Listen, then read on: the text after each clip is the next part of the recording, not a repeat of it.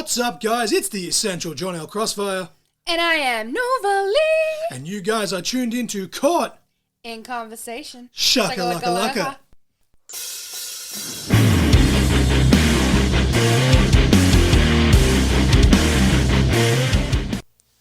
Welcome, ladies and gentlemen, to episode 164 of Caught in Conversation, always around.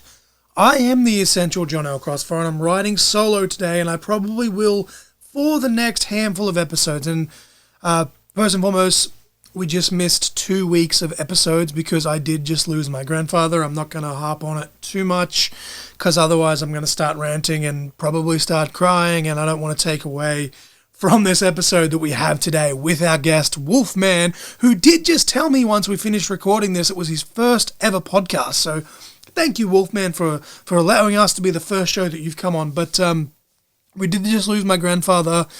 We just buried him this past weekend as I record this intro. And so we had to take some time off. And then obviously Nova was getting prepped for her surgery. As I record this conversation, Nova had her surgery today, and if you're listening to this on Sunday when it comes out, she's meant to be home tomorrow morning, so hopefully she's home by the time you're hearing this episode. But she only just not long woke up. Like it's 10:15 on Tuesday night as I record this, and she only really became alert about 9:30ish properly after waking up at about 6:30ish. So we're back after a hiatus. We've got a lot of guests locked in. Obviously, life permitting, they could change, but I've got about 6 or 7 guests locked in the next 4 weeks. So hopefully this entire month will be nice and filled with great content.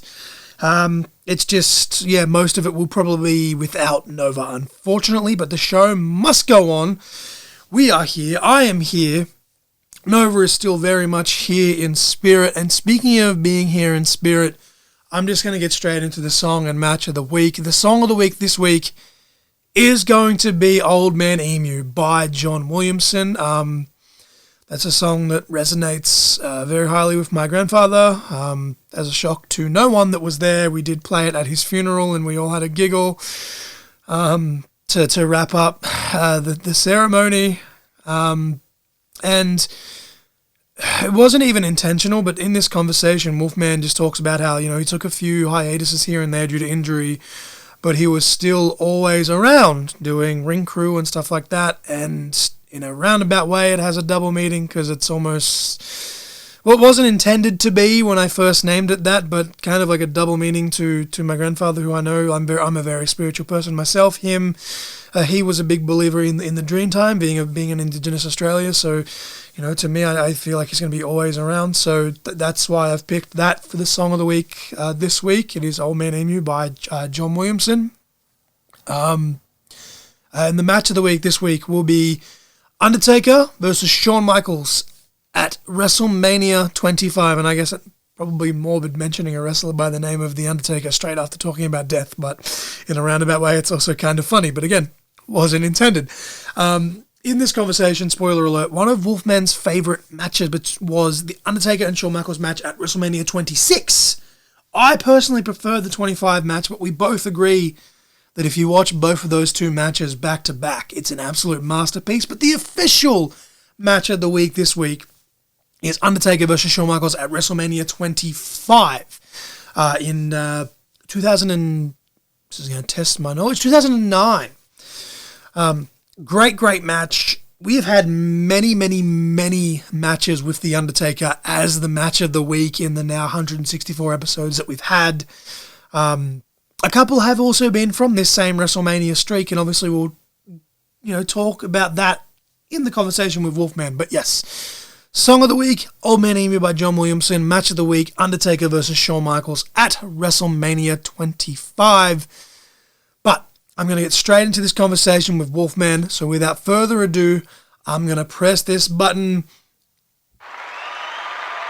Ladies and gentlemen, Please welcome, making his first ever podcast debut and his Caught in Conversation debut. I'm going to steal a line from Nova Lee here. Ow! It's the Wolfman.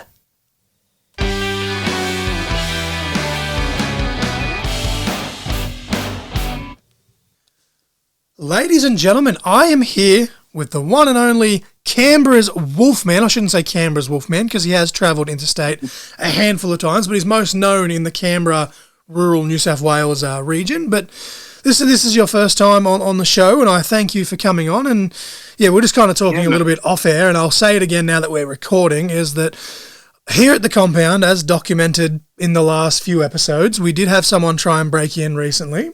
Hasn't happened since, but the teenagers are still currently running rampant on their dirt bikes and machining and everything else. So if you hear shit in the background, I am sorry. It's currently quiet now, but yes, I've warned Wolfman, and I am now going to warn you, the listener, that there may be sounds in the background that I cannot get rid of.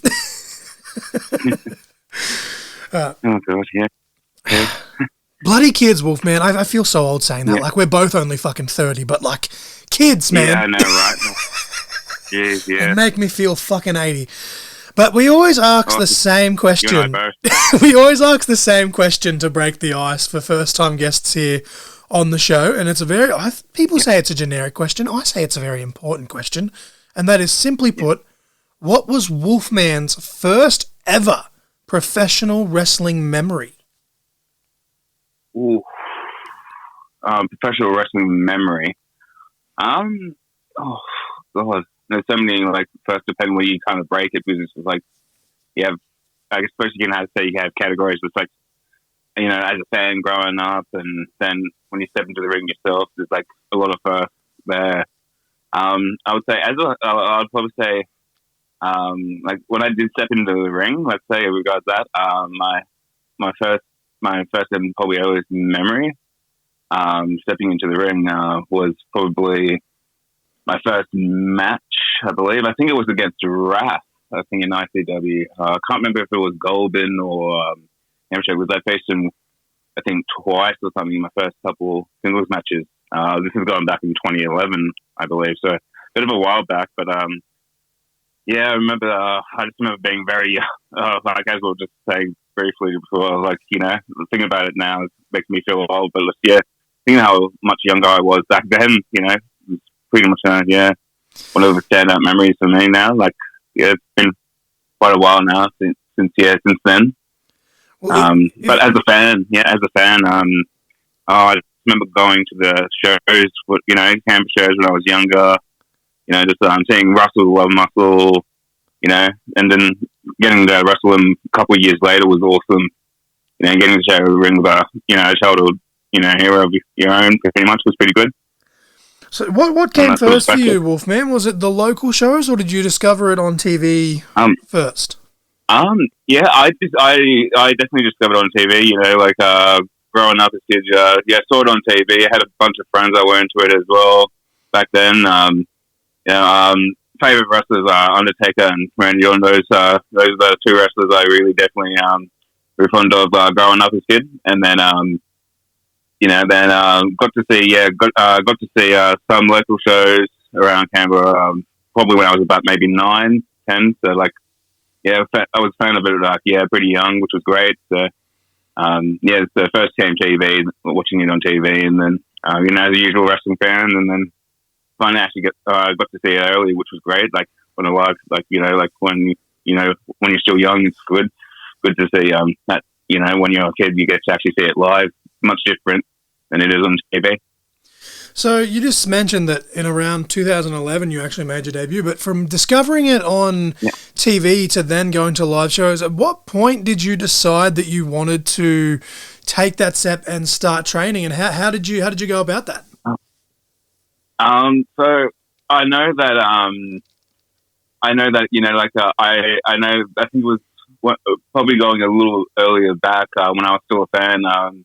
Now, I just remember wanting to just really just take the next level, because I remember thinking out of school, I'm like, there's only so many things you can do for a career and whatnot, and follow through with it and whatever. And there's only a select few that get to follow their dreams of what they want to do.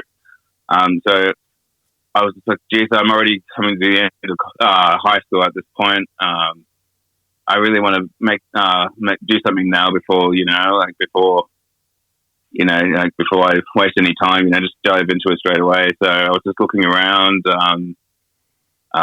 just asking around at sporting centres and stuff if there's any training going on. There was a show, some shows that I remember going up if they needed any help. Sitting just trying to dive in, see if there's any little things I can do in order to work towards training or something like that.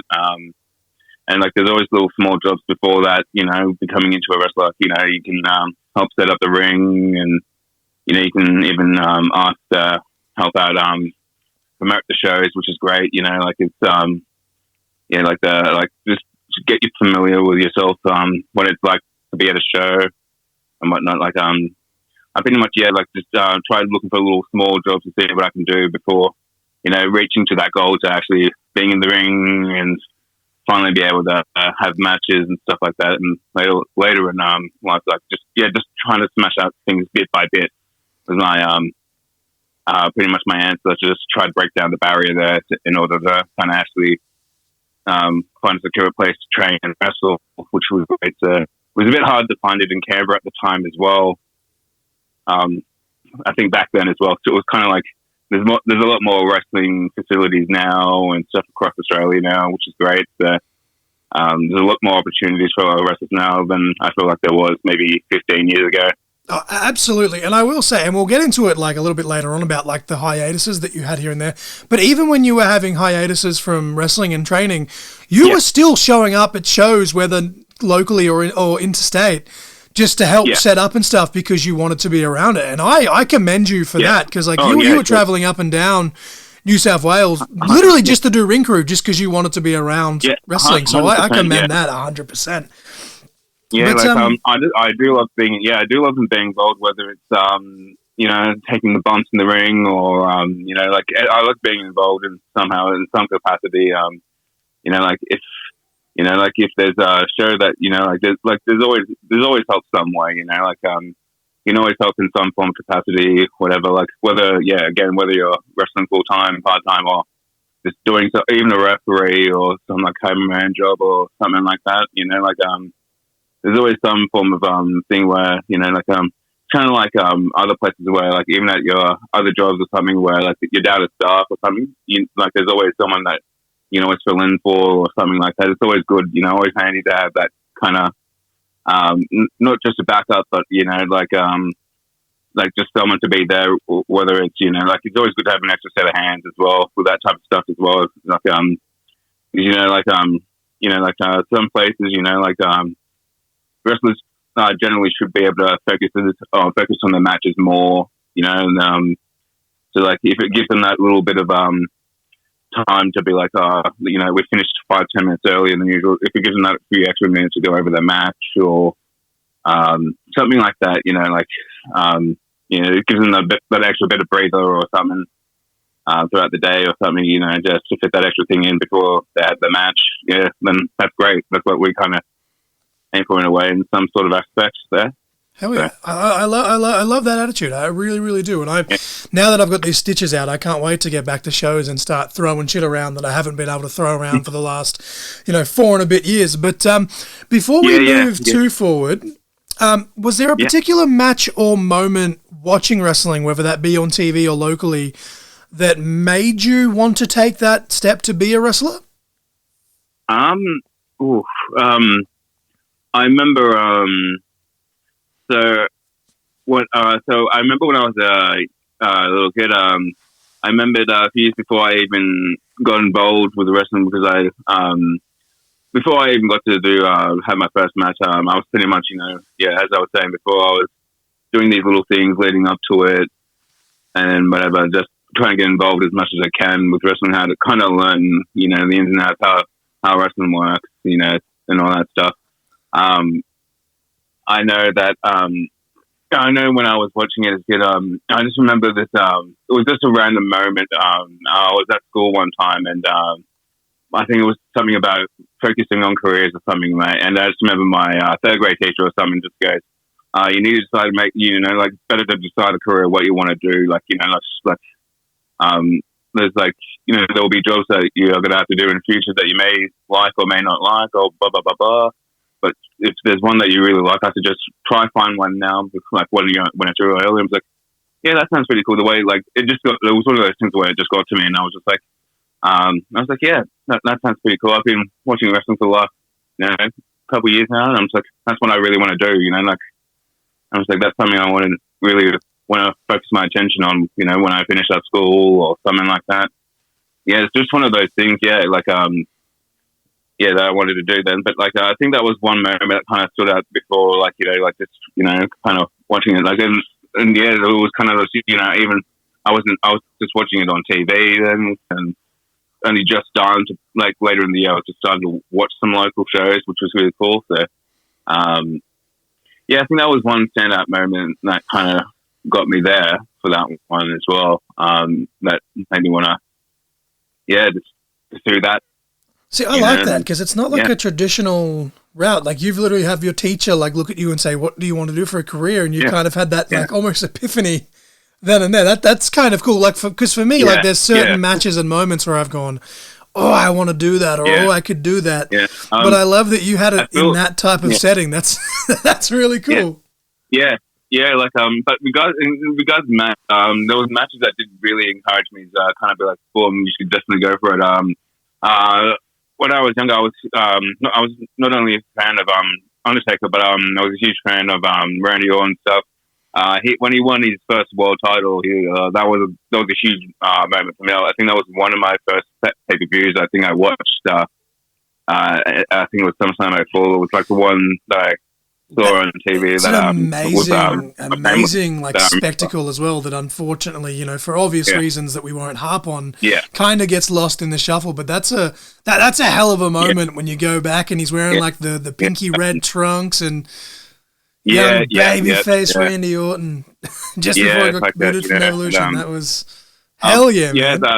The match with Undertaker and Randy Orton at WrestleMania 21, which is I think was definitely a standout match because I think that's probably why they're my two favorite wrestlers from back then. Was the WrestleMania 21 match that they had when Taker was 21-0 against Legend Killer Randy Orton. That was a huge standout match for me. I was probably about 10 then.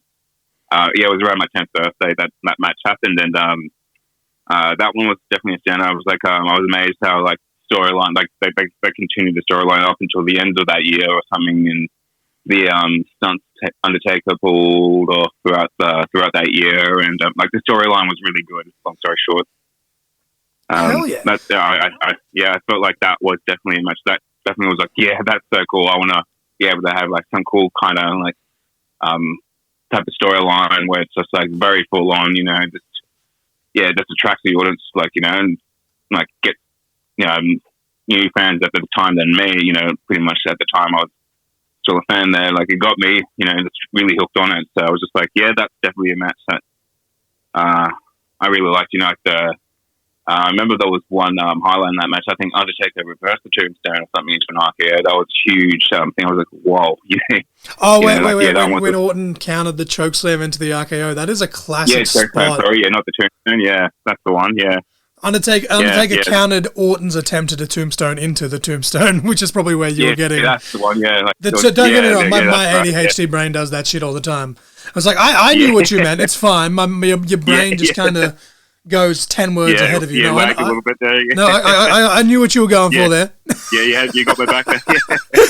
No, that is I actually watched that match with my dad way back when when it first happened. That's a fucking great match. But so I'm obviously being a fan of the Undertaker. You're a very like character-driven type of story. So how did the character of Wolfman, like how did that name and persona come to be for you? Oh, yeah. Okay. Funny, I was speaking with this with a few guys at the back with at ICW. I think at the last show or something. we were trying to come back to how like the Wolfman names all started. So when I started with ICW, I was probably about 16 or something, around 16. Yeah, roughly 16. So going back in 2011, and I was about 16, and I was like, I kind of, I felt a few bumps here and there. I did a few referee things, up to this point. Like I've kind of like touched base with all those other stuff there, and I think we're just getting all these training stuff started. Like I was really at the beginning of my career as a wrestler. There, like stepping into the ring, and I just remembered. I think like when it came to who I was going to be, I was like, I think I was struggling a little bit there at all. Like I was struggling for names and stuff like that, or things and whatever. Like I was just, like I think I was just having a bit of a blank. I was like, geez, it's actually, because I think I was kind of like, wow, it's actually, like I'm actually here. Like I'm actually this far into my training. I'm this and that, like this. I'm at this point where like a match could really just happen. And stuff like that. So,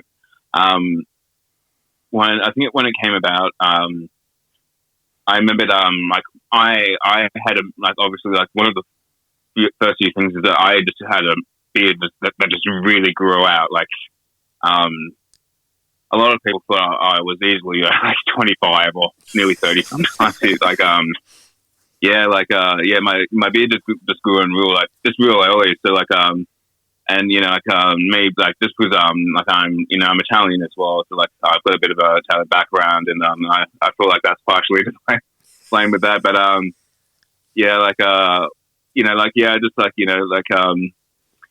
think that was just the part. I think it was just because I had like a lot of facial hair and stuff, and I started just growing a lot of hair pretty much like at a young age and whatnot, and then I think when I would tell people that it's like, I'm 16, 17 or like whatever, like so it's like, oh no way, you got to be bloody kidding, you look at least 10 years old. I was like, I had that what's it called, that effect. It's like, geez, I remember when I met you and finding out that like you just, I think it's just over or just under a year younger than me. Like we're pretty close in age. Yeah. But I remember when I met you, I was like, motherfucker, like I thought you were like 4 or 5 years older than me because like you were just covered in hair. Yeah. Like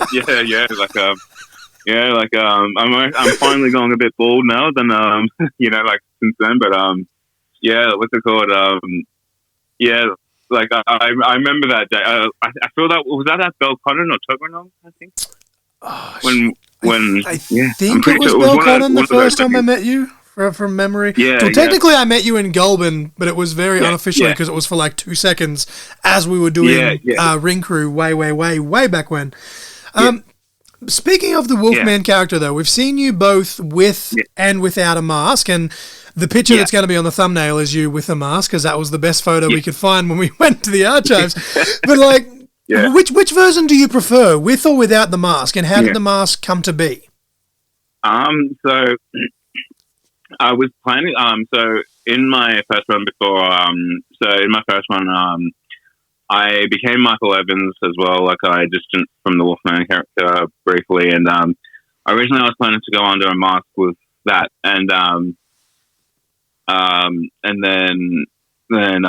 probably try to use it like under the Wolfman character there, and then if I wanted to go unmasked, then that's how it would end with the Wolfman. Just the day he gets unmasked, thing, there wouldn't be any more Wolfman. That's what I was going to lead to over. Like if I didn't finish up wrestling for that few years there between 2014 and 18, that's what would have happened. Then I remembered I got called up very briefly for a match or two or something like that, very periodically there, which I did end up bringing the mask in there because I was planning, like I originally would have had that there for probably around 2015. I was hoping to incorporate that as something else there to kind of further that.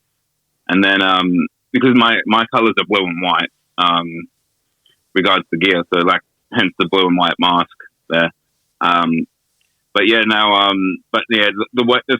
way things have gone in between my career last few years, I have been wrestling with it usually, and I'm just trying to incorporate that even more towards the character there. Because like I've always been intrigued wanting to wear a mask. Like I've always been a huge fan of like that stuff. Like a huge fan of Mystico, Sin Cara, like from WWE. Hence the shape of the mask. That makes sense. Yeah, I was a huge fan of his moves. Like like the way he wrestled like the original Sin Cara that was there before. I think it was someone else under the mask after a while. It was the second Sin Cara was Hunico, and my brain is Hunico. Yeah. Mystico was the first one, and now he's going by. He yeah. sometimes goes by Mystico still sometimes now, but he's actually changed his name to something else since he's gone from WWE. But my brain is. I'm sure the internet will yell at me, but he was originally Mystico, and now he's something else. Like I haven't seen much of his recent stuff or anything like that, or but definitely like I know that's what also kind of inspired me to get on the mask. On top of Rey Mysterio, he's a great masked wrestler as well, still going, which is good. I'm very impressed with the fact that he's what is he? I think he's in his 50s now, and he's still wrestling. I think he's like early to mid 50s, but still, he's still he's on the shelf currently, but he can still move when he is in there. It's insane to see. Yeah, there's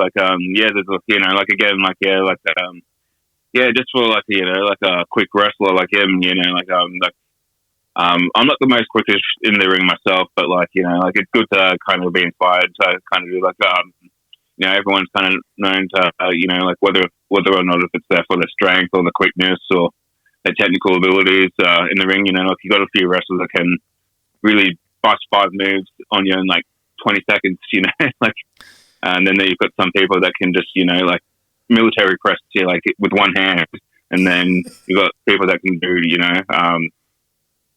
5 or 10 hurricane runs before you can flip out and take a back bump to the ring. So, but see, to that same vein though, a lot of people, they associate masked wrestlers with high flyers, but when you look at the grand picture of things, high flying masks aren't exclusive to high flying. It's the wrestler wearing the mask that makes the mask, not vice versa. But you did touch on it just before, and it's up to you at how deep you want to go onto this. I don't want you to get too personal if you don't feel comfortable doing so, but you have taken a couple of hiatuses here and there. What was the main reason for you taking the hiatuses? But more importantly, what does keep you coming back? Because as I said, with your most recent hiatus, you were still around the business for a majority of the last few years, just doing ring crew and stuff. Yeah, well, as a wrestler, as a wrestler, you come and go with certain things. You get you get bumps and bruises on the way. I've had multiple injuries here and there, and that sometimes does get the best of me quite a bit. I've had a few injuries such as fractured my tailbone about maybe 4 or 5 times in my wrestling career. Yeah, I think the first time, I think only once it was.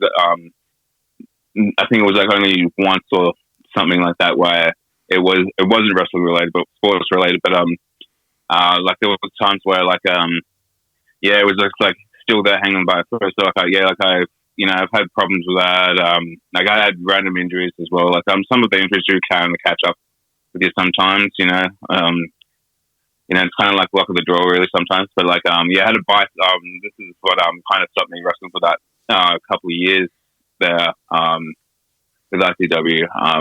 I tore my bicep. I think it was on the way to. I was supposed to just come help out with. I think it was one of High Octane's shows. Is it Cara? Yes. Cara show. Well, yes. Yeah, I think it was supposed to be 2014. I was just going to come attend, at least help out with ring crew and just help out and stuff. But then the very morning, on the way there, I ended up tearing my bicep or something like that, and ruptured my elbow and stuff like that. It's a bit of a long story. So I'll get into that one day. But on the way there, I was just me and a few of my mates were going to go up there, but we ended up so I ended up that happening very early in the morning. because I think it was not long. Yeah, it was not long before my birthday coming up. So I think I was out with a few friends, and then the next morning, I tore my arm, and what's it called? That kind of sidelined me for a while, and just because there was a lot of series of events that happened with that injury, trying to heal it up and whatever. I was just I had a bit of bad luck for that first few months trying to heal that injury up, and then it kind of just I was like it kind of just put me out for a little while. I was like, I feel very limited what I can and cannot do there. So and that sort of aspect, yeah. So but getting back to the question,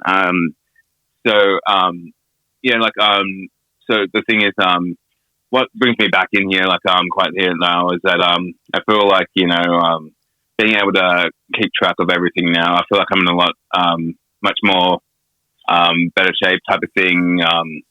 Leading up into this now, I feel like now that I'm pretty much in my 30s now, I feel like I've still got a lot of time left in me there. But I'm just like at the same time, I want to be able to continue the goals that I did have, when I was a lot younger. I want to be able to, I want to be able to wrestle more in front of my friends and family and stuff like that, especially in Canberra as well. Because in my last few recent matches, I've been up in Sydney, so there's a lot of friends and family that haven't really seen me kind of wrestle before, really, or at least in years, So and it's that's pretty much wrestling kind of defines who I am, really. To this day, so the passion there for it I have. So it's more so that really that kind of brings me back. That I just want to be able to wrestle in front of all my friends, colleagues, my family, just to just to show them that this sport does mean quite a lot to me. It's pretty much my life. Obviously, the thing that's my main reason there. Yeah, so and there's also goals I want to be able to cross off too. I've never once actually won a championship in my career, so that's one thing I want to be able to do in front of them as well, and see how that goes one day. That's what my one goal is down the line. It would be great to see how that all pans out as well. Because wrestling is just very unpredictable at times. Well, at least for me anyway. I feel like it's very unpredictable. You never know where your career can go and stuff like that. So hopefully, that's what I kind of like about it as well. So one day I could be wrestling for ICW. The next month I could be in Sydney again, or I could be. Who knows? I could be in Queensland. Who knows? It takes you to places that you don't often get to travel to as well. So I like that as well about it. Absolutely, and I will say we actually were meant to wrestle in Queensland many moons ago. So when I eventually get cleared, you owe me a match. I'll hold you to that live on air. Yeah. But in saying that, you did sort of maybe you recently challenged for a championship. I'm still confused myself as to how the hell this works. Jackson Thornhill came out with the ICW Tag Team Championships, of which he is one half of, and claimed that he was defending the ICW Australian Championship on behalf of Zack Stryker, pulled you out of the crowd. Yeah. You got to wrestle, quote unquote, completely unbeknownst to you. You got kicked in the mouth 1, 2, 3. Yeah. I'm sure that's not how you wanted to return to Canberra with what you were just talking about. So I've actually been informed, Wolfman, that on June 7th at Tag Warfare, which is actually been made a private function by ICW Australia, it is still at the Canberra PCYC with tickets being $10 each, but if you want to purchase those tickets and check for availability, you need to contact ICW Australia directly on their Facebook page for that.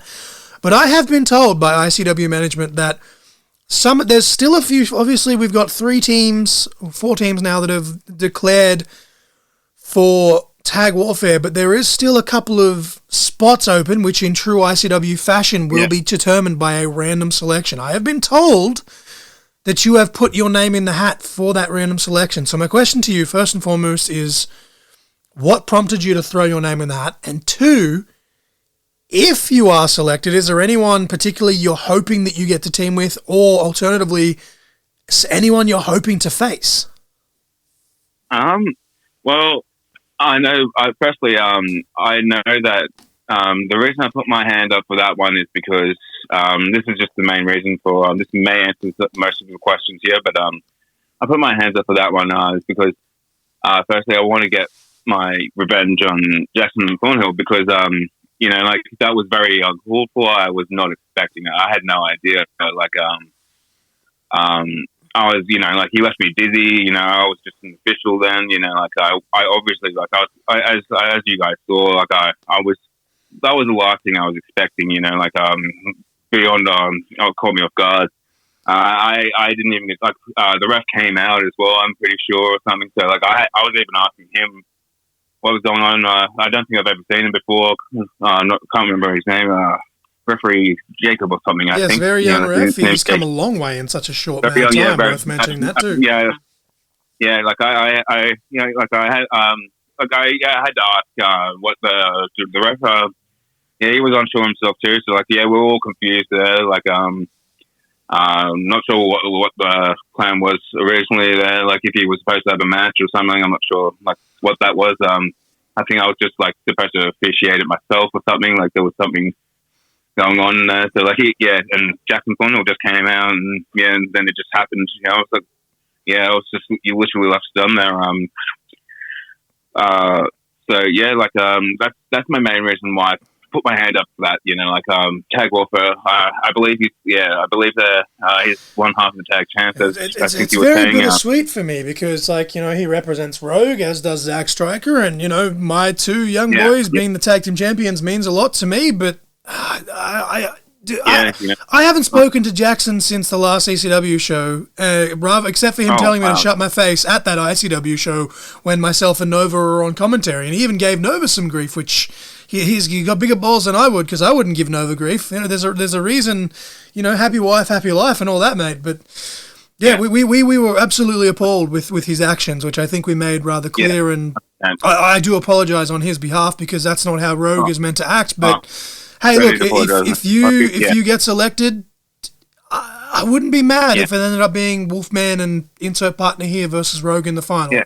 Granted, no hard feelings. I'd like to see Rogue still retain, but I do want to see you in a legal match that you can actually prepare for, get some measure of revenge. Yeah, I'm a good sport. Again, like.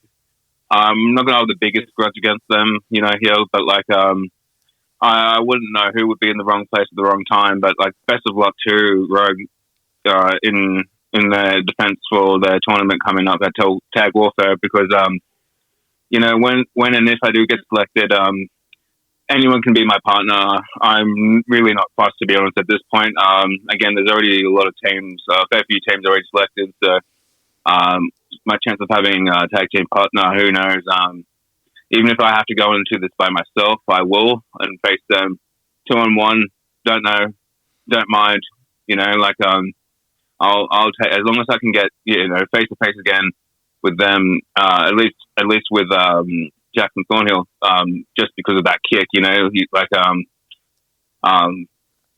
still just want to be able to give him one kick back. He's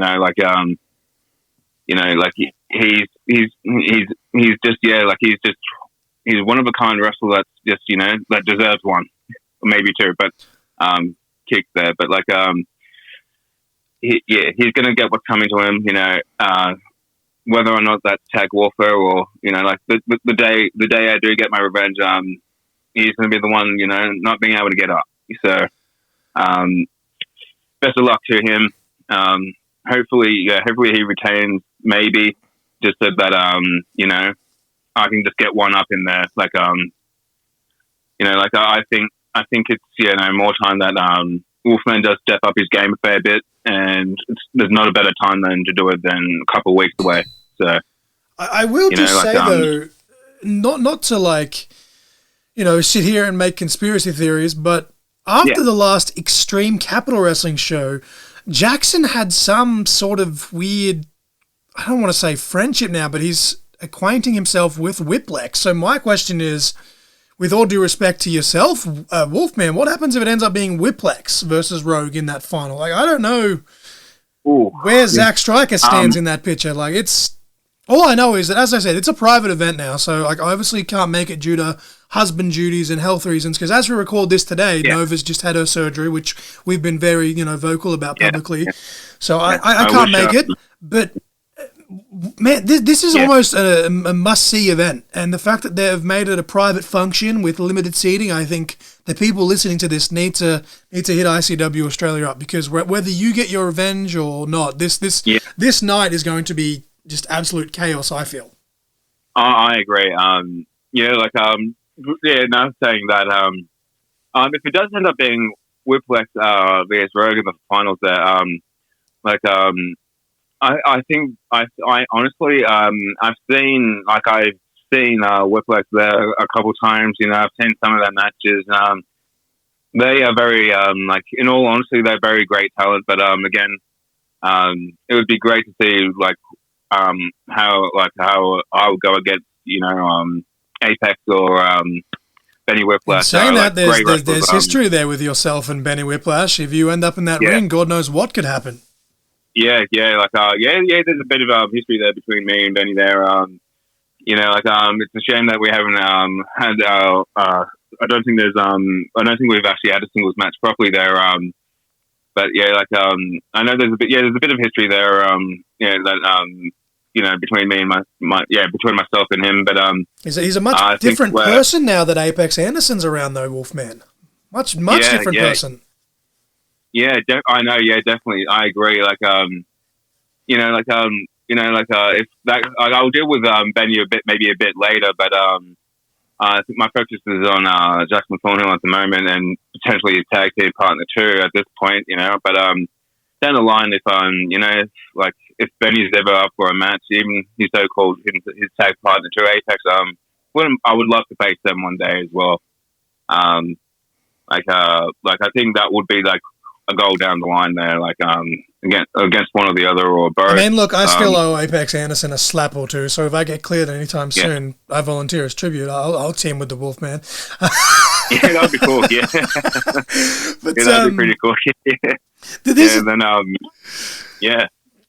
would be great. Yeah, I would totally down the line. I definitely see myself facing at least one of them, if not both, down the line there somewhere.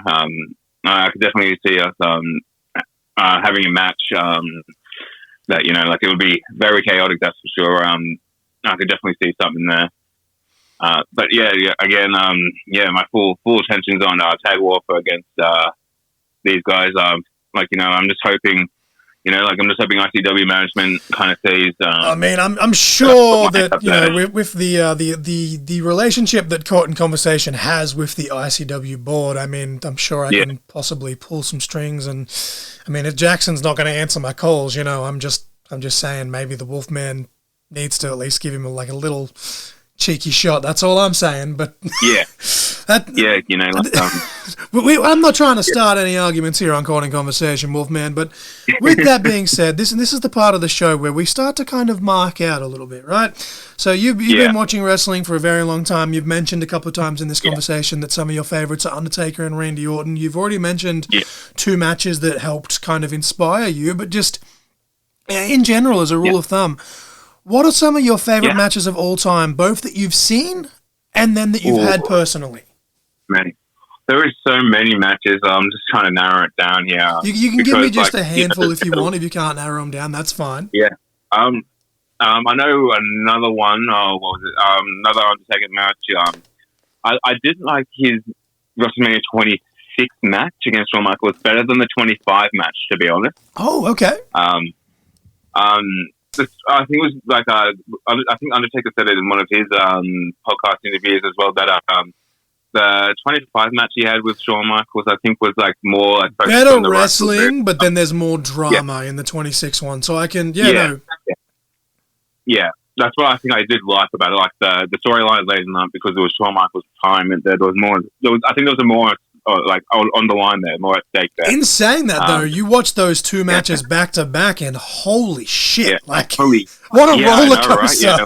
Like, if you have a spare, like, you know, how I'm trying to think, like, because you got to watch the entrances as well. I think from bell to bell. If you like a spare like hour or so, go back and like it's all on Netflix and shit now anyway. So like, go back and watch them. Like, oh, I do feel like that's one of my favorite matches. Like the 26 WrestleMania 26, the HBK against Taker number 2. Yeah, like that one.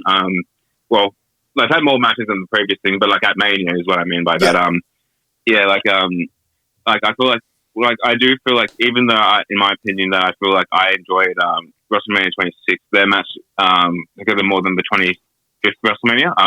I don't feel like you would get 26 without watching the 25 match. You know, like I feel like in order to really enjoy WrestleMania 26, the Taker versus HBK match there, I feel like you have to watch the WrestleMania 25 one first, at least, to kind of like, whoa, that match, the second match was just as good as the first one. They're both absolutely like just masterpieces on their own. But legit, if you guys haven't, for some reason, like, and I know that there's a lot of people that listen to these podcasts. Like, I was just talking to a friend just this past week without going on a rant, and he missed like all of the wrestling from like 2013 up until like 2022-ish. I think he said it was just after COVID.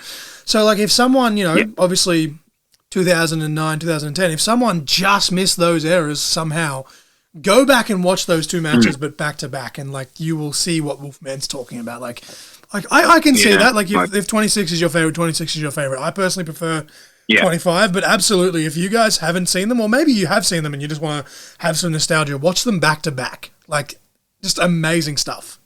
Yeah, like it's very compelling. Like it was like that one was like kind of like, it was kind of like maybe like, because like with the storytelling that WrestleMania 26, I was like, now there's even a lot more on the line here. I was like, is Shawn Michaels really gonna like retire, or is he gonna actually beat the streak here? You know, like, that's what kind of got me, because like, being a huge Undertaker fan, I was like, geez, I remember that was one match, like the WrestleMania 26. So I'm just like, is that the one that's gonna be the one where it's gonna be like, he's gonna be like the one, you know, like, to beat the streak? But you know, like, a few years later, it ended up being Brock Lesnar.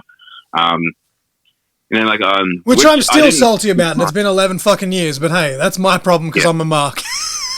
Yeah, like I didn't mind Brock Lesnar beating the streak, but I was like, I was like, it gave me like the shock factor there. Like, I was like, whoa, you know, like, how I was not expecting that 3 to go down the way it did. But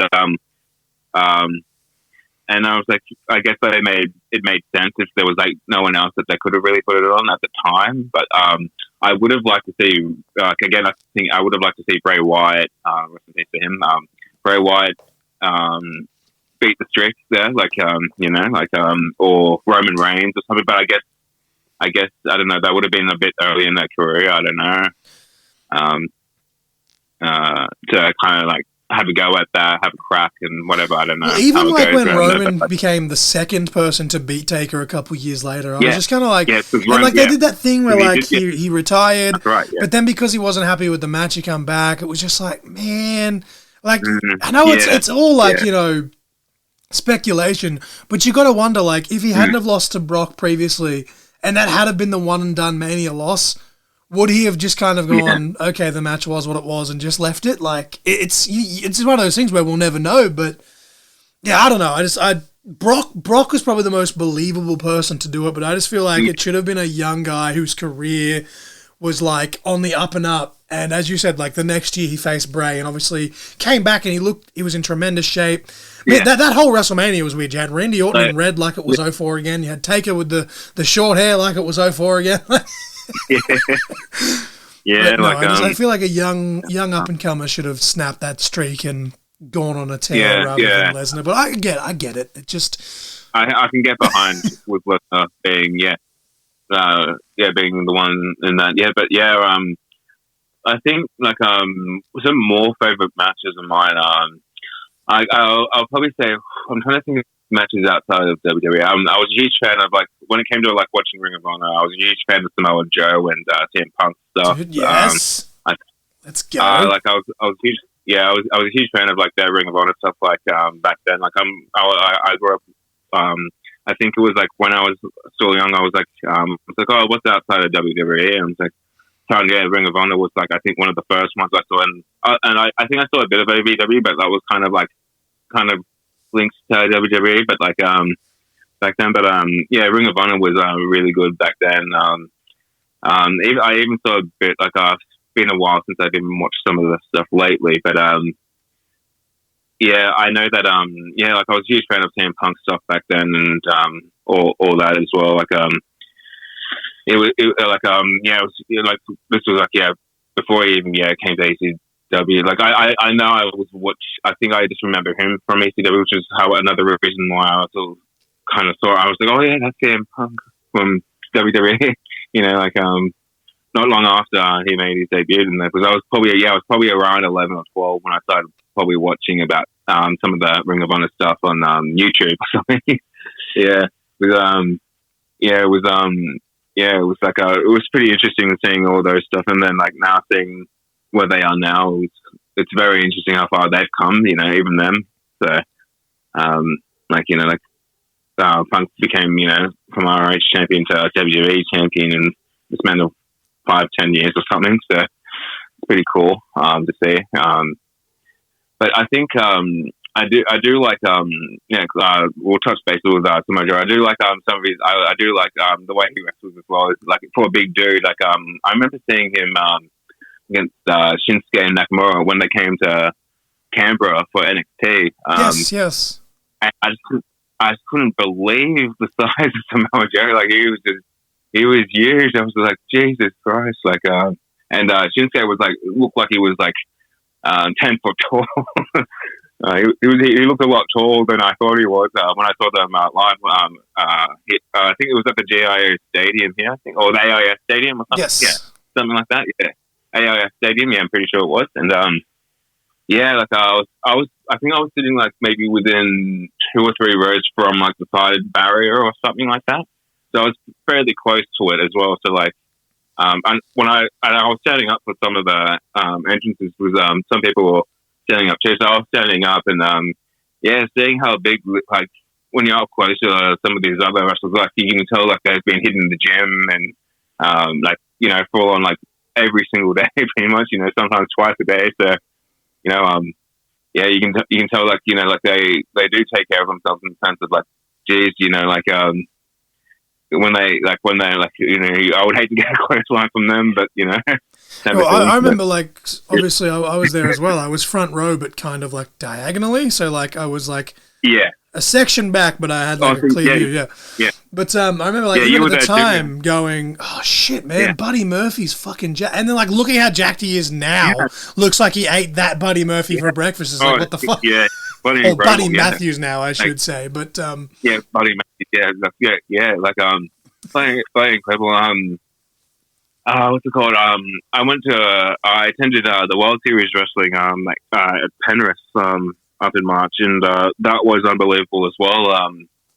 I think I saw some of the Sydney locals. I saw Jack Bonza wrestle again for the first time. Like I haven't seen him wrestle in quite, I think maybe in 2 or 3 years or something. So it was amazing to see him wrestle again. From my. I don't think I've ever seen a bad Jack Bonza match live on any of those World Series matches, and even at the local Sydney promotions, I don't think I've ever seen him have a bad match. Yeah, I agree. I reckon he's probably like if it's one Aussie wrestler that I do consider a favorite. He's definitely up there in the top 3 for sure. I love his work. He's probably one of the wrestlers I do want to face down the line somewhere in Australia one day. He's probably one of my dream opponents somewhere in Australia here or something. I'm a huge fan of Robbie Eagles as well. Yes, I'm a massive Robbie Eagles man. He's one of my favorites in Australian pro wrestling as well. But yeah, I do like the Sydney type of base type of wrestling as well. Like there's a lot of wrestlers I do wish to face up there. And and again, there's a lot of other wrestlers from elsewhere that I've wanted to face as well, that I didn't get to over the on and off the last few years. There was a few that I finally got to meet and wrestle. When I was briefly with when I was with Wrestling Go in those couple of years. I think it was 20, 22, and 3. Maybe I can't remember. I'm a bit vague with the last year of wrestling, but I was there around that part over there, and I was helping out with some refereeing. Did a couple battle royals up there as well, which was awesome. You know, like it was good to see some wrestlers that I kind of recognized from ICW, like when I was there from 2011 to 14. So yeah, it was really good. Yeah, really good to see some familiar faces and some other wrestlers I've never met before. That you know, it's just like cool. Like they know a lot about wrestling. Like the knowledge of today's up and comers really surprised me as well. So, but yeah, like yeah, it was good to see some of those people. But yeah, there's like a lot of wrestlers that you know, that I do want to hopefully be able to face one day. You know, like see where it goes from me. I'm hoping to wrestle as much as I can from here on out, really. But yeah, like there's like a lot of matches that I do like, and a lot of wrestlers that, you know, I do want to cross off my list. And you know, I've got a few favorites, as I said. You know, like there's Bonza there, and another one I do like is Mick Moretti. He's really good, good talent as well. I've seen what's the guy? I think I saw him on the World Series as well. When I attended Sydney, and he was really good. I think he was a surprise. Like I didn't expect him. Like I don't think anyone knew he was going to wrestle on that show. I think like no one had any. Like no, I don't think anyone in the crowd had any idea. Like he got a very huge pop then, which was awesome. I literally just stood up and just, you know, like.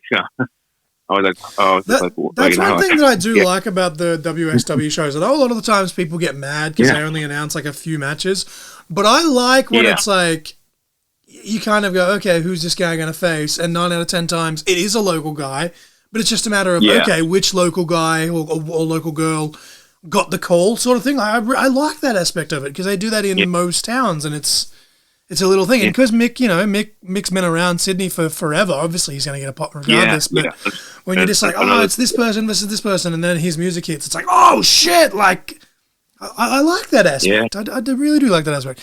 And I like that you kind of segued into the next question anyway, because the next question is usually like, you know, who's your dream opponents, dream stipulations. So with that, you've listed a couple of dream opponents there. What are your ultimate dream stipulations before we circle back? Stipulations as in like matches, like match types. Like what are some of your what's your like goal match type that you'd like to wrestle in, or even just like your favorite match type to watch if you can't think of one? To be honest, like as much as I do like my, you know, singles matches, submission matches, and all these type of things, I really am. I'm not too sure if people will like me or not for saying this, but I do like my hardcore matches and stuff like that. I do miss those type of matches every now and again because I've been in those matches quite a long time ago as well.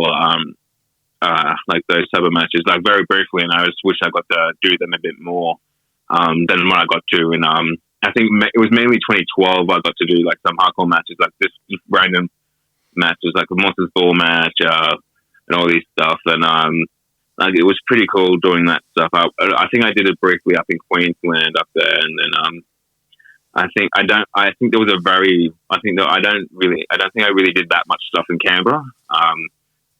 But it was more so up in Queensland, and I only got up to go to Queensland twice. I'm pretty sure when I was over there to do some of those matches.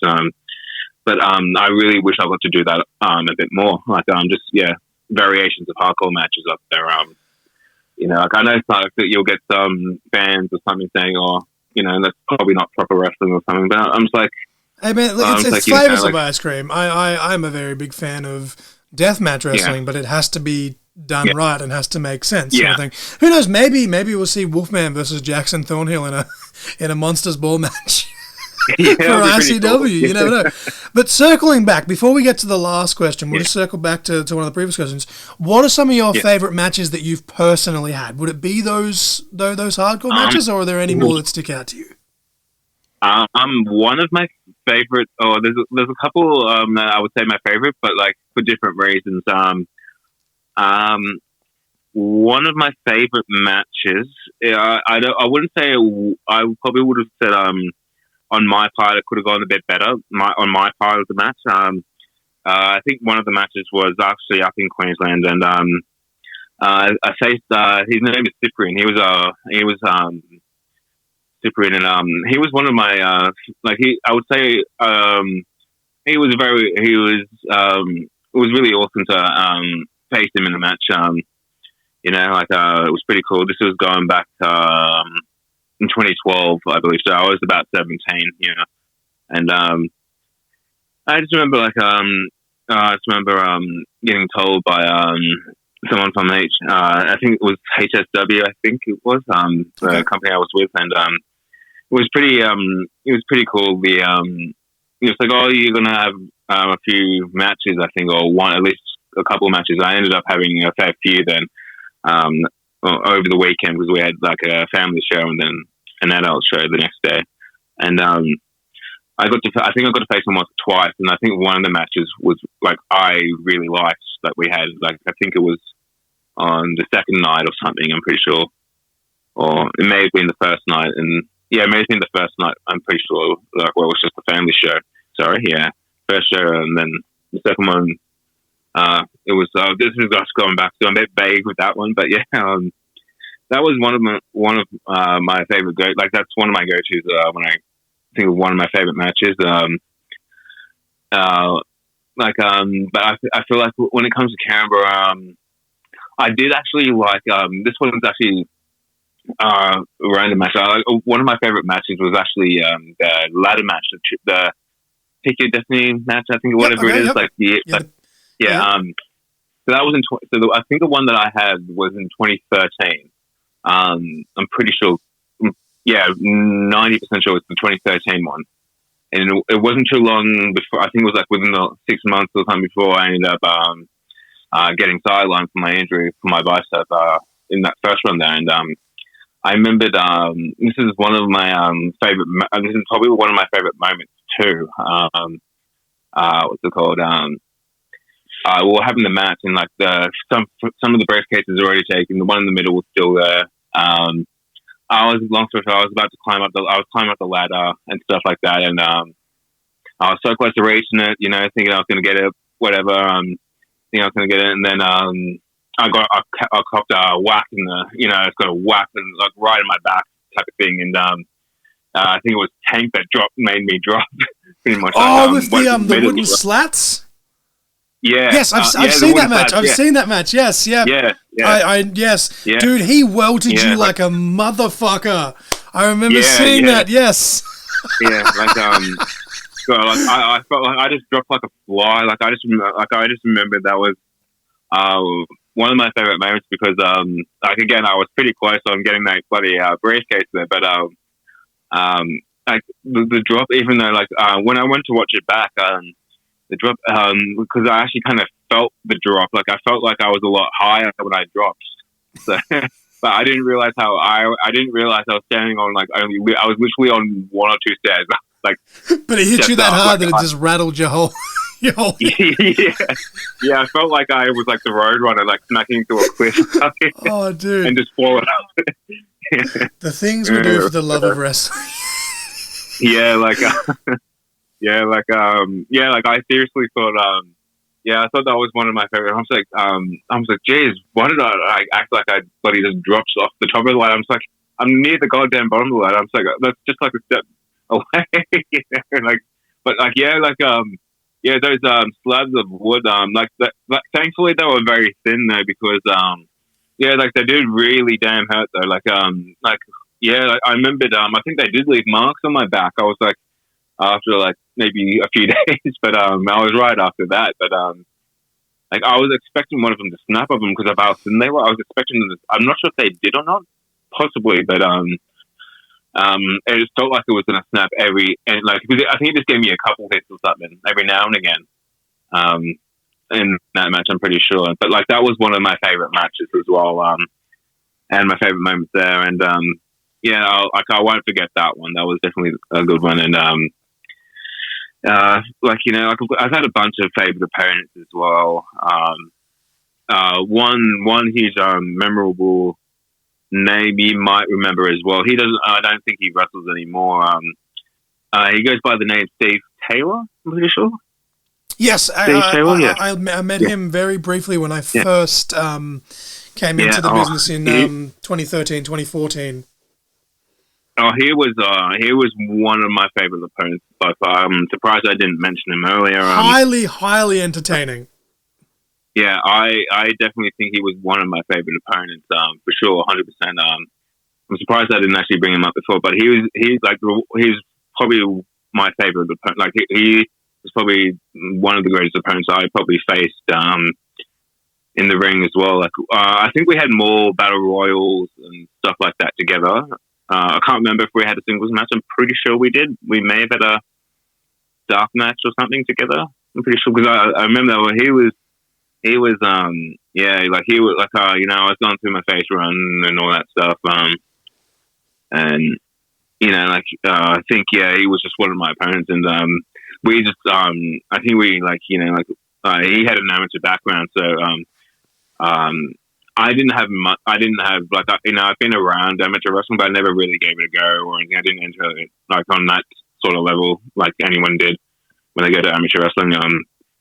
I've just been around it type of thing. It's as I would be pro wrestling. When I was around it a fair bit when I was a bit younger as well, because that was more available back then than there was pro wrestling. So, at least in Canberra anyway at the time. So. Maybe there's an alternate universe out there where Wolfman became a fucking Greco-Roman champion instead of a pro wrestler. Yeah. But Steve Taylor, he was a good, really great wrestler. He had an amateur background, so he was just he was very technical. Like he brought out a bit of the technical moveset for me, in the sense of bringing out some more suplexes, more more chain wrestling type of thing. I don't want to overcompensate by saying this, but I would equate him to almost a Santino Marella type character, where he was very, very, very, very charismatic, very much enjoyed a comedy wrestling. Oh yeah, but motherfucker could throw you if he wanted to. Yeah, he was great. Yeah, I was very surprised how well. I think it was a belly to back suplex he did on me. Or a belly to back take, some type of belly to back take down, something like that. And when he did it on me, he was so bloody quick. I was like, are you gonna do the takedown bit where you spin around me or something? He's like, I already did that. I was like, what? Or something like it. What's it called? He was doing something to me, and I was like, wait, what just happened? I was just confused. I didn't know. I was like, normally when we do that move, I'm like, but I didn't really, he was just moving too fast. He was really good. Yeah. To the point where I was struggling to keep up. He was pretty good with, the way, he moved, did some of his, amateur wrestling moves incorporated into his, pro wrestling stuff. So, it was, I give him credit to that. He was probably one of my favorite opponents there. I'll probably say one of my favorite opponents that are probably still wrestling now. I'd probably say I think a lot of them I've had a battle royals with over rather than things. I know I've had a few matches now with I've had a few matches with Rex. Obviously, he's a very great opponent too. He's brought out the best as well. He in a way I've had a few matches there with him. It's been, I think it's been a long time since I've actually wrestled him. It's been probably somewhere in 2013. I'm pretty sure it may have been the blindfold match. I can't remember if that was the last match we had. And that's going back a little bit now. So yeah, man, well over a decade anyway.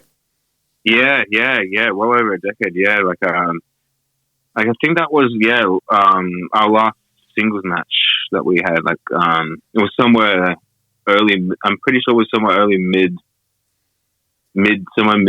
2013. From memory, I believe Rex may or may not have cheated in that matchup as well with the. I think so. Yeah. The blindfold. Not that I saw anything because I am a legally blind man, so I'm not going to accuse anything. I didn't see shit. Obviously, I've watched it, after the fact, but I still want to do a blindfold match. Yeah, I remember that pretty well. I remember I obviously really, really struggled to see that. What's it called? I think I got done by a tombstone. I think tombstone power driver in the end of that match. I'm pretty sure. Like that's how. Because I think Rex ended up winning that. Yeah, I'm pretty sure Rex ended up winning that, and I ended up. I think what happened was I think if you go back and watch that, I don't know if the match is still available now. I'm almost positive that may actually be on the ICW YouTube channel because I have uploaded a lot of archive events in full, and I'm pretty sure that is up there somewhere. Oh yeah. I'll definitely have to check it out because I can't remember if it was still up there or not. But that blindfold match, I just remember I felt like I almost slipped or something down there. I don't other than the usual damage when you go for a tombstone power driver. Other than that, I was fine. But I think I almost slipped honestly. And that was my fault. I did feel it was just the way I got up and spun or something whatever. The way I was sort of thing, getting set, it was on my part. Yeah. I felt like I was about to slip, so I was like, "Oh bloody, hold on properly or whatever." Just it was just it was a little bit of a bit of a scare, but it was the first time. I think it was the first proper time. I think we what's it called? Yeah, I don't think that was my first time really taking tombstone as well. So, so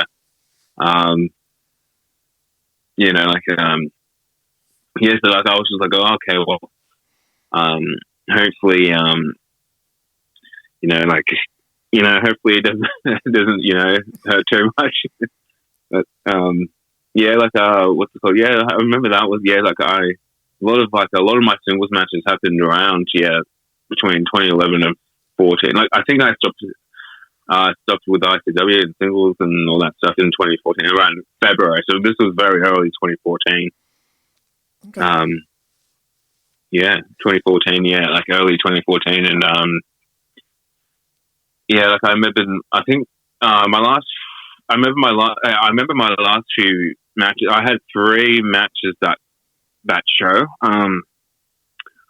I think I faced Tank, I believe, in the dark match, and then that went for I think about 5 or 6 minutes or something. So that was a good match. I felt like in the efforts of myself, I felt like I gave it my all.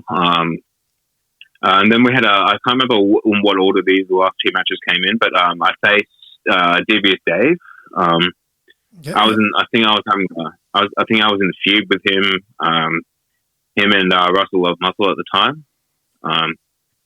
And then we had I was part of a battle royal. Which I was runner-up in. I was so close yet so far, becoming the ICW Camp champion there. I think Morphman ended up winning that one. I think I was just about to chuck him out, and then he just reverse chucked me out at last second or something. Last second. So he got the best of me there, and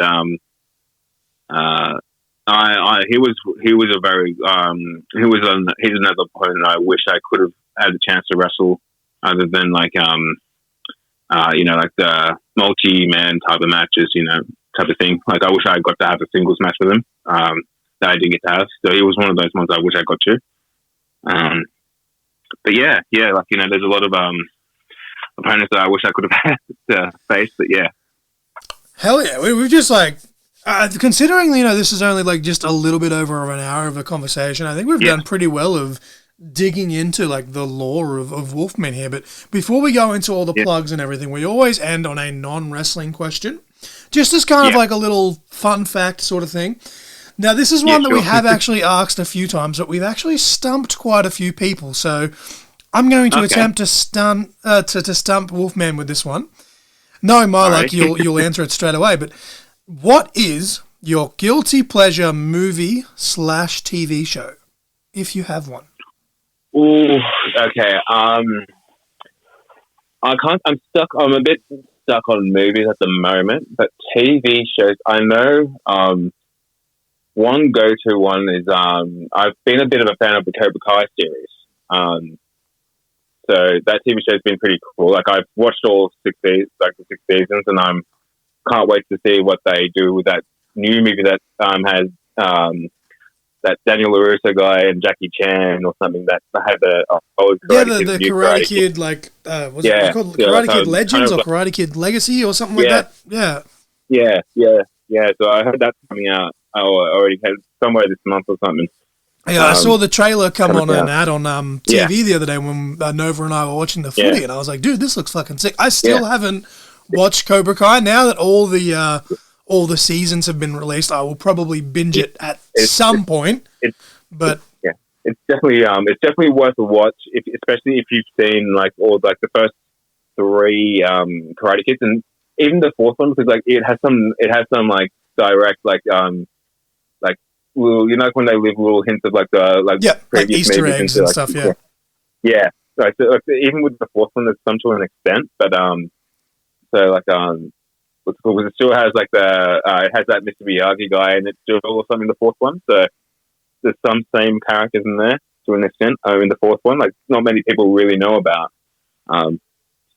Because they just when they think of Karate Kid, they think of the first three ones with that Daniel LaRusso guy. Because like the fourth one's got a like I can't remember the actress's name in it, but like not many people remember that maybe because Daniel LaRusso is not in it. I'm pretty sure that fourth one. So it has like has like all like like roots from those ones into the in the cable car. Like it's really good. I feel like the actor William Zach I'm pretty sure his acting name is Johnny Lawrence. He's what's it called? Like it does show around him quite a bit, which is cool. I won't go into it too much for you. I won't spoil it all for you, but it's a really good show. For what it is, like it turned out like I think because it's like I think people may have thought it might be some weird spin-off type of thing, where it wouldn't go well, but it was actually really good. Like some seasons felt duller than the others, but I feel like it has its downfall, but then it picks itself back up really well before it does go down, if that makes sense. But like that's one TV show that I definitely really got into over the last while since it was coming out type of thing. It started off as a YouTube series, and then I think it came on Netflix after a while as well. Yeah. Well, with that being said, Wolfman, do you have any merchandise available? Can we find you on social media? And do you have any upcoming appearances? So I feel like my full focus is on at the moment right now. My full focus is on ICW. If you ever hear a show ICW, like I will be prepared to make sure I get to be there, in any form of capacity. And I will say, man, you've done referee, you've done canteen, you've done ring crew. You were thrown into an impromptu match as we discussed, and now you're gearing up to hopefully have a proper match that you're actually ready for. Fingers crossed. Yeah, fingers crossed. But like like that's where I'm hoping to put my focus on. And at the moment, I don't really have much of any social medias going just yet for Wolfman going just yet. There'll be something going on soon, hopefully by Tag Warfare or something, or the next show, hopefully, like depending what all happens, hopefully I'm going to be, I'll be up and ready if anything goes, So At the moment, there's not much yet going right now, but there will be some in the foreseeable future for sure, 100%.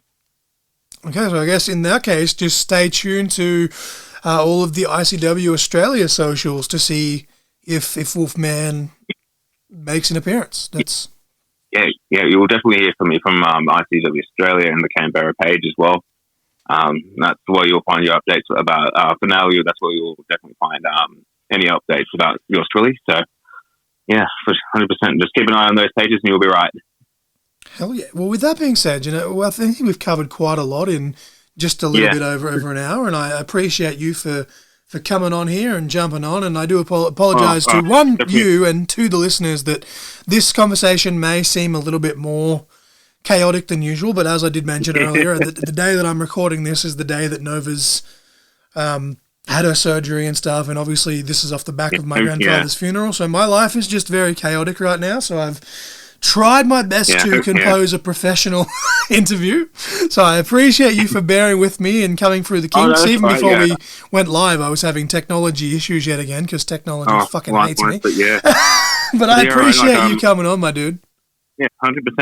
Thank you for having me and stuff. I hope T recovers, has a speedy recovery. Hope he goes well with everything.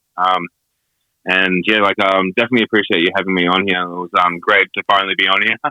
No, that's okay, awesome, mate. So, you enjoy your night, and just I'll catch you when I catch you, man. Hopefully I'll be back with the ICW family sooner than later, but for now I've got some husband duties to attend to. But yeah, man, you take it easy, yeah. Yeah, you too. Thanks again. Yeah, I'm sure I'll see you again. Very soon. Thank you very much, mate. You have a good night.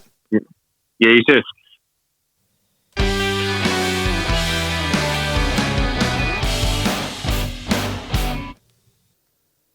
Right, ladies and gentlemen, that was the Wolfman. Ow! I had to steal a little line from Nova there when she introduced the She-Wolf at the Extreme Capital Wrestling Show back in March.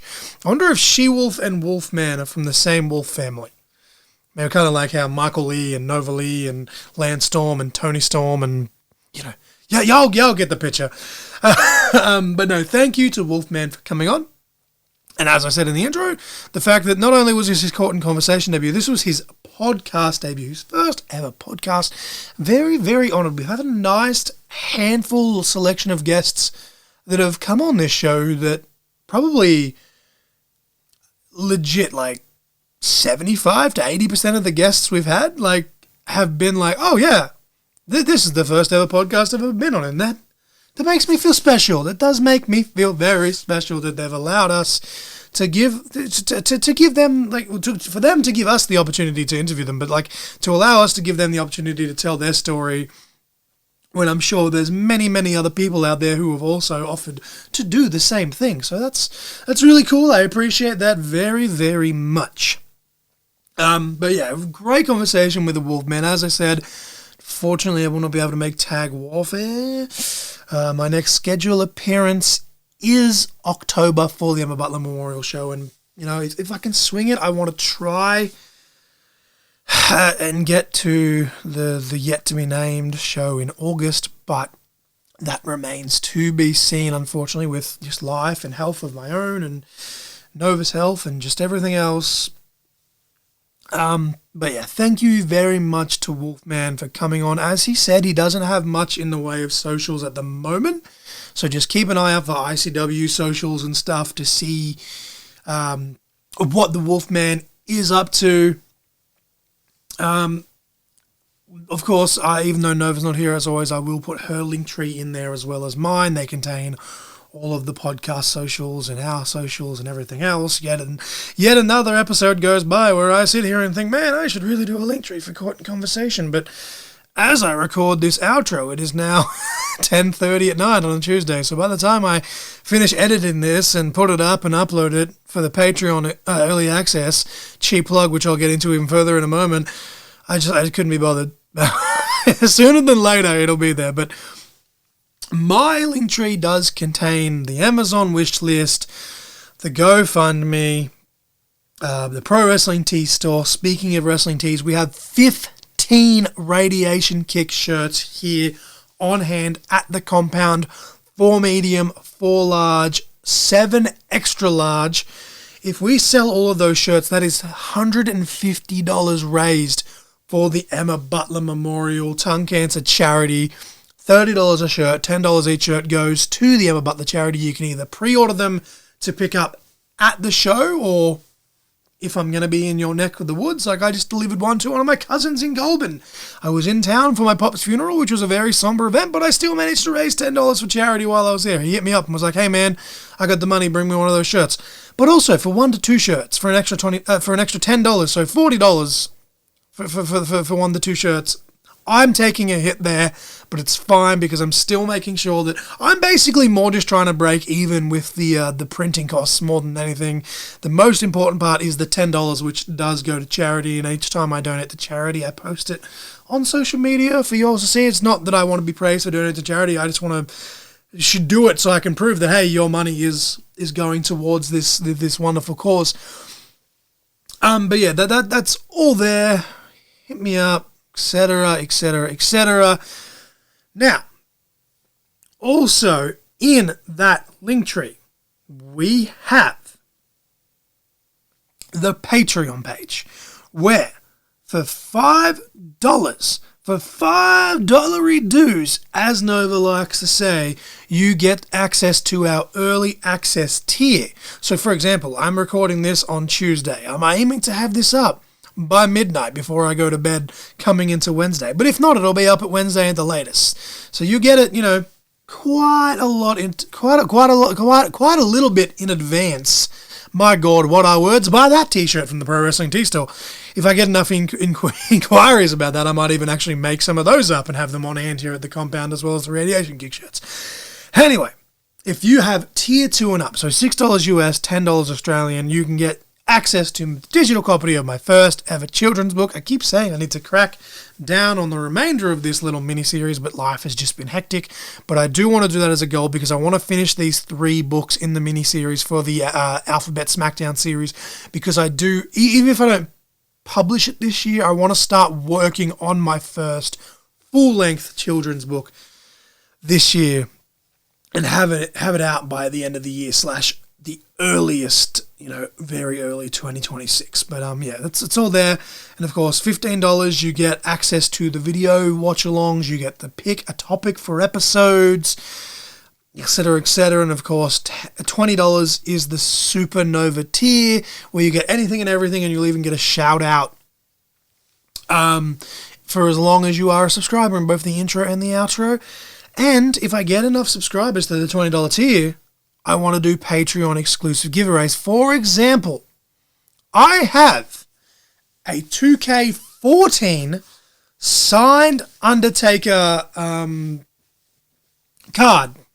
Not intended because it was a cheap plug, because I'm going to do recap the match of the week. But that same Undertaker I'm talking about, I have a signed card by him. So if I have $5, if I have 5 people who do the $20 tier, that's $100. I will do a giveaway for those 5 people on one of those little spinny things. And for $20, they could win an Undertaker signature. And it's worth a lot more than just $100. But I'll pick up what I'm putting down. And speaking of signatures, if we get the Facebook page to 500 followers, I do have the signed Edge plaque and the piece of the SmackDown ring skirt from 2002 to 2008 as well, that I will be giving away to one lucky person, as well, with a little spinny thing for the people that like the Facebook page if we get to the 500 likes.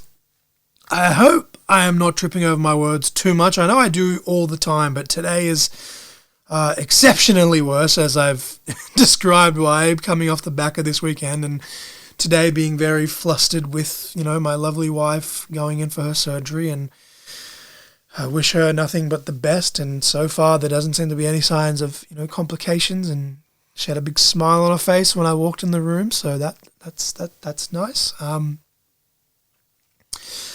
But yeah, coming up on May 31st, we have MXW Let 'Em Cook. The link to that will be below. Coming up on June 7th, ICW do have Tag Warfare at the Canberra PCYC. As we mentioned with Wolfman, this has been made a private function, but all tickets are $10. So if you are interested in going / want to know about availability and stuff, message ICW Australia on Facebook for all the details there and find out if you're able to attend that, because the Tag Warfare tournament is always fun. I myself had a nice little moment at the Tag Warfare in 2019 when I had my big heel turn, and I was simultaneously the most over babyface and then the most booed heel in the building in the span of about 30 seconds. And that's not ego, just fact, which you can also get on a t-shirt at prowrestlingtees.com/crossfire. But no, check out ICW Australia's Facebook page and hit them up if you're interested in attending that event. And then Extreme Capital Wrestling presents Guilty Verdict on July 19th at the Queanbeyan Tigers Club, right on the border of New South Wales and ACT. You got a huge main event. The new champion, Jackson Thornhill, who we did discuss in this conversation, because of course he's one half of the ICW Tag Team Champions as well over in Insane Championship Wrestling. He would be defending the Extreme Capital Wrestling Championship in the first ever fatal four-way match in ECW, one fall to a finish against former champion Jake Gibson, A-Shack, who is still owed an opportunity, and Doomslayer, unfortunately, is not longer able to make it. So stepping up is Zach Stryker, who, of course, has a very rocky relationship at the moment with Jackson Thornhill. So there's a lot of dynamics in that four-way, and I won't be there, and I'm a little bit upset because, man, I was looking forward to calling that match, and I know Nova was also looking forward to calling that match, but unfortunately life has to come first. But I implore you, if you had the means, to click that link and go to that show, because it's going to be an absolute banger. Of course, the Dad Squad, who just won the Extreme Capital Wrestling Tag Team Championships, the inaugural Tag Team Championships, at this past show back in March, will be defending them for the first time ever in a tag team turmoil match, which, for those unfamiliar, is a tag team gauntlet match. And they will be defending against every team in Extreme Capital Wrestling. So it's going to be going to be interesting, honestly, to see who shows up from the tag division. Because, I mean, with an open opportunity, why wouldn't you take that? And the Dad Squad have to enter first. So the odds are in every other tag team's favour, except for whoever's unlucky enough to draw number 2 and start the match with the Dad Squad on paper. But yeah, a lot of good things coming up. I believe EVO and Savannah Rowe are going to be settling a score there as well. So there's going to be lots of good stuff coming up, and I can't wait to hear about the results, and I'm sure I can pull some strings and get a cheeky view of the footage for my own viewing pleasure. Or at least I hope so. I'd like to think that that I've earned that right to see this banger of a show, since I can't make it in person. But if you want to make it, click on the link below. And then, of course, the big one, we do have more shows coming up that will be announced, at a later time. But the big one that's scheduled for the end part of the year now, of course, is the Emma Butler Memorial Show on October 11th. As I said, I've got the shirts. We're raising money for a charity. It's going to be a great cause. Got some banger matches announced so far. So far, we have a tag team grudge match between Whiplex and the Dad Squad, who I was just talking about. Of course, Whiplex will probably be in that tag team turmoil match if I was a betting man for Extreme Capital Wrestling. But we've got a tag team grudge match between the Dad Squad and Whiplex. Super Crimson Mask has been announced that he will be in action. His opponent will be announced very soon. Joel Bateman's opponent will be announced very soon. Birdman is issuing what I believe is currently an open challenge for the Emma Butler Memorial Championship that he currently holds. And then the new ICW Central West champion will be defending against former champion High Octane, who, of course, Barry Blake turned on at the last year's Emma Butler Memorial Show, and Rex, since, Rex was kind of by proxy screwed with the way that Barry Blake cashed in and pinned High Octane. Rex wasn't pinned. He's entitled to a title shot. So now we've got a triple threat Billy Goat heel brawl match, which is weird because Barry Blake and Rex kind of have like a working relationship with Big James, calling themselves the only threat to the Emma Butler Memorial Show. So that's very interesting. We've got many more things to come, of course, but come along, come raise money. I believe there's I could be wrong. I think there was 45 or 46 tickets remaining at the last count. So they're very quickly filling up. And I dare say by the time October comes around, it will be a sold-out show at the Cowra Uniting Church. It didn't fall down when I walked into it last time. So hopefully it doesn't fall down when I walk into it this time. But yeah, the link for that will be below. And I'm just going to wrap it up. I feel like I'm yammering on, but I'm trying to do all the plugs. The song of the week was Old Man Emu by John Williamson. The match of the week was Undertaker versus Shawn Michaels at WrestleMania 25. Thank you again to Wolfman for coming on. I greatly appreciate you. And as I said in the intro, I have 6 to 7 guests, potentially more lined up in the next month. And I don't know if I'll do double episodes like I did last time I had this many guests. I might just try and keep a handful in the can since Nova won't be on the show. But yeah, we got a lot of great guests coming up if life behaves. And I did tease a little snippet of them just today on the Court and Conversation Instagram story. So if you managed to see them by the time this goes out, kudos to you. I did just get a copy of WWE 2K25. So Suplex on Sundays will be very WWE heavy, and honestly, the Whatever Wednesdays and Feel It Fridays will probably be a little bit WWE centered as well once I finish playing Astrobot. But yeah, follow me on Twitch, follow me on socials, all of that jazz, just all the stuff and the things. Again, this is a bit of a chaotic episode. I do truly apologize to you guys. I hope I haven't waffled on for too long. I hope you enjoyed the conversation with myself, and Wolfman, and of course, just, I don't know if she's going to listen to this back at any point, but I just, obviously I'm going to do my best when she does come home tomorrow. As I record this, she'll be home tomorrow morning / tomorrow afternoon, all going well on the Wednesday, but by the time this goes out publicly on, for free on the Sunday, she should well and truly be home. But just sending all my well wishes to the Queen Pin of Rogue herself, Miss Nova Lee, the sensational Miss Nova Lee, who I love and appreciate endlessly, and my life would be just absolutely incomplete without at this point. And I just was very, very worried for her, as she was worried for herself, especially with everything that's going on. And I will just say, without going on too much of a rant, I did meet up with a friend, Andrew, who I actually mentioned in this conversation with Wolfman, who was on this show all the way back in March of 2022 for episode 45. It was called The Real Conversation, and myself, Andrew, or A-Swags, and Big James, who was then known as James Hellfire, trigger warning, we went deep into our history with substance abuse issues and suicide attempts, and we kind of, off the back of, it was the day after my pop's funeral, so off the back of all this emotion, I got to meet up with a mate, and we kind of just reflected on where we are, 3 and a bit years removed from that, and gave me a lot of clarity and perspective, and as did A-Swags as well, just on, life and what the things that life throws at you. And I'm just, if you made it this far through the rant, the whole point of this is just to say that I'm not doing okay, but at the same time, I'm doing okay. If that makes sense. And I really miss my pop, but I'm really grateful for the friends and family that I have around me. And,